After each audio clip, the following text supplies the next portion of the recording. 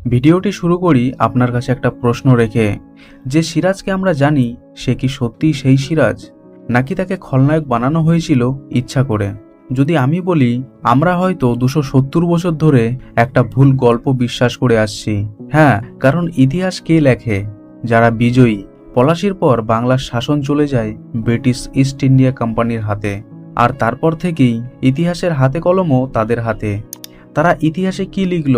তারা লিখল, সিরাজ ছিল নিষ্ঠুর, সিরাজ ছিল ভোগবিলাসী, সিরাজ ছিল অযোগ্য। কিন্তু একবার ভাবুন তো, একজন 23 বছরের তরুণ, সে ইংরেজদের চোখে চোখ রেখে বলেছিল, বাংলা আমার, তোমাদের নয়। সে কি শুধু ভোগবিলাসীতে ডুবে থাকা শাসক? যদি সে এতটাই অযোগ্য হতো, তাহলে কেন ইংরেজরা তাকে সরাতে সরাসরি যুদ্ধ না করে ষড়যন্ত্রের পথ বেছে নিল? কেন দরকার হয়েছিল মির্জাফরের বিশ্বাসঘাতকতা? ইংরেজ লেখকরা ব্ল্যাক হোল কাহিনী ছড়িয়ে দিল, কারণ একজন শত্রুকে হারানোর আগে তার চরিত্রকে ধ্বংস করতে হয়। আজ অনেক আধুনিক ইতিহাসবিদ বলেন, সিরাজের ভুল ছিল অভিজ্ঞতার অভাব, কিন্তু তিনি দেশদ্রোহী ছিলেন না। তিনি দুর্নীতিগ্রস্ত দরবারের বিরুদ্ধে গিয়েছিলেন, তিনি বিদেশি শক্তিকে চ্যালেঞ্জ করেছিলেন, এবং সবচেয়ে বড় কথা, তিনি আপোষ করতে চাননি। হ্যাঁ, এটা ঠিক, তিনি আবেগপ্রবণ ছিলেন, তিনি রাগী ছিলেন, কখনো কখনো তিনি কঠোর সিদ্ধান্ত নিয়েছেন। কিন্তু বলুন তো, 23 বছরের একজন তরুণ যদি ক্ষমতার কেন্দ্রে বসে, সে কি ভুল করবে না? নাকি আমরা তার কাছ থেকে 40 বছরের অভিজ্ঞতা শাসকের পরিপক্কতা আশা করব? সমস্যা সিরাজ ছিল না, সমস্যা ছিল সিরাজের চারপাশে থাকা লোভী অভিজাতরা, ক্ষমতালোভী সেনাপতি, টাকার লেনদেন, গোপন চুক্তি। আর সেই চুক্তির নেপথ্যেই ছিলেন রবার্ট ক্লাইভ। সত্যিটা হয়তো এই, সিরাজ খারাপ শাসক ছিল না, তিনি ছিলেন ভুল সময়ে সিংহাসনে বসা এক তরুণ। তিনি শত্রুকে চিনেছিলেন, কিন্তু বন্ধুকে চিনতে পারেননি। এটাই ছিল তার সবচেয়ে বড় ভুল। ইতিহাস তাকে হারানো নবাব বলে মনে রাখে, কিন্তু হয়তো তিনিই ছিলেন বাংলার প্রথম প্রতিরোধের প্রতীক। 1757 সালের 23শে জুন এই দিনটি ছিল বাংলার শেষ স্বাধীন সকাল। সিরাজউদ্দৌলা দাঁড়িয়ে আছেন পলাশীর আমবাগানে, মাত্র 23 বছরের এক নবাব। আজ তার কাঁধে পুরো বাংলার ভবিষ্যৎ। সিরাজের সঙ্গে ছিল 50,000 সৈন্য, কামান প্রস্তুত, ঘোড়া প্রস্তুত, যুদ্ধের উত্তেজনা চরমে। অন্যদিকে মাত্র 3,000 ইংরেজ সৈন্য, এবং এই 3,000 ইংরেজ সৈন্যকে নেতৃত্ব দিচ্ছেন রবার্ট ক্লাইভ। সংখ্যার দিক থেকে বিচার করলে জয় কিন্তু সিরাজউদ্দৌলার হওয়ার কথা, কিন্তু সংখ্যা কখনো বিশ্বাসঘাতকতার হিসাব জানে না। সিরাজের সেনাপতি মির্জাফর, তার চোখে সেদিন কোনো আগুন ছিল না, কারণ তার সিদ্ধান্ত আগেই নেওয়া হয়ে গেছে, আজ আমি লড়ব না। প্রথম কামান ছোড়া হলো, চারিদিকে শুধুই ধোঁয়া, চিৎকার আর আতঙ্ক। বাংলার সৈন্যরা এগিয়ে যাচ্ছে, ইংরেজরা পিছিয়ে যাচ্ছে। হঠাৎ আকাশ কালো হয়ে গেল, ঝড় নামলো, বৃষ্টি শুরু হলো।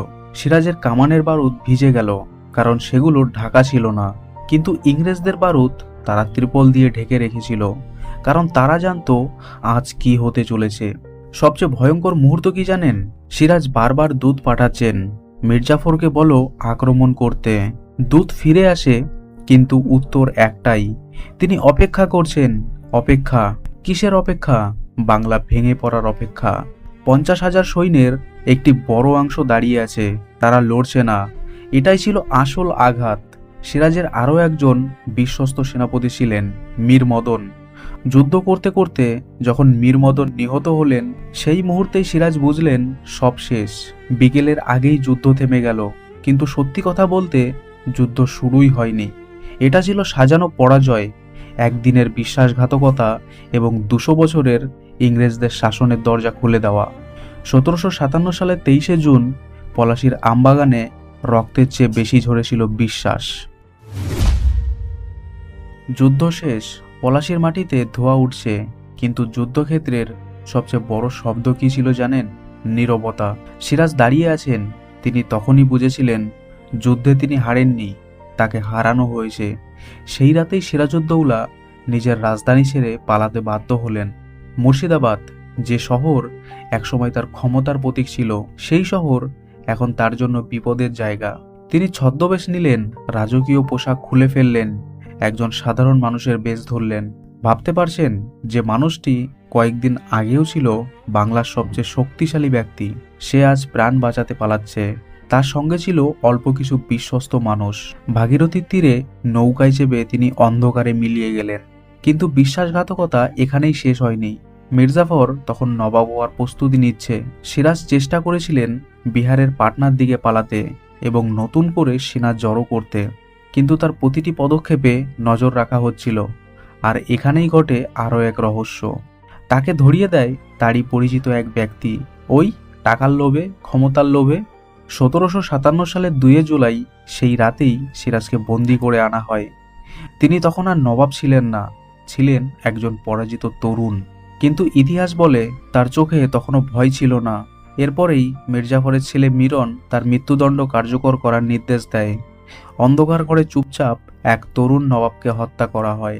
কোনো যুদ্ধ নয়, কোনো বিচার নয়, কোনো সম্মান নয়, মাত্র 24 বছরেই জীবন শেষ। আচ্ছা, একটা কথা ভাবুন তো, যদি তাকে হত্যা না করা হতো, যদি তিনি আবার সেনা জড়ো করতে পারতেন, তাহলে কি ইতিহাস বদলাতো?